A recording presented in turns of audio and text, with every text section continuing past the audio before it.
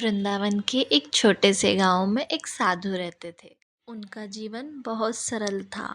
सुबह से शाम तक सिर्फ श्री कृष्ण का नाम और उनकी सेवा, यही उनकी दिनचर्या थी।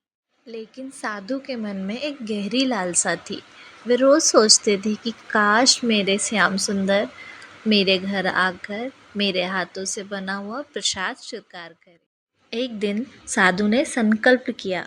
उन्होंने गाय का ताज़ा दूध निकाला, उसमें चावल, मिश्री, इलायची और केसर डालकर बड़े ही प्रेम से खीर बनाई। खीर की सुगंध से पूरा आश्रम महक उठा। साधु ने खीर को भगवान की प्रतिमा के सामने रखी और हाथ जोड़कर प्रार्थना की कि प्रभु, आज तो आपको आना ही होगा। कृपा करके यह खीर आप स्वीकार कीजिए। घंटों बीत गए पर ना तो कोई द्वार पर आया और ना ही कान्हा प्रकट हुए। साधु की आंखों से आंसू बहने लगे।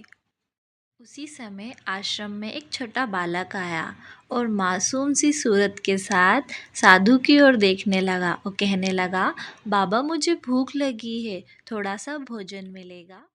बालक ने फटे पुराने वस्त्र पहने थे और उसे भूख भी लगी थी।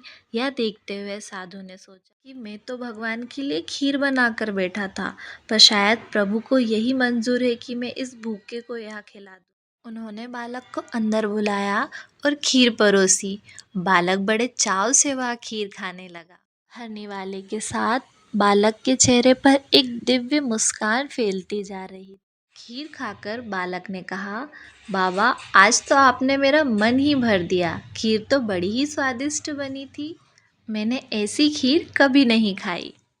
इतना कह के वो बालक प्रकाश की किरणों में बदल गया और साधु की आंखों से अदृश्य हो गया। साधु स्तंभ रह गए। उनके हृदय ने पुकारा, अरे ये तो कोई साधारण बालक नहीं था, ये तो मेरे कान्हा थे जो मेरी परीक्षा लेने आए थे। साधु रोते रोते भगवान की मूर्ति के चरणों में गिर गए। उनकी आंखों में प्रेम आंसू थे और मन में अपार शांति और आनंद था, क्योंकि उन्होंने आज सच में भगवान को पा लिया था।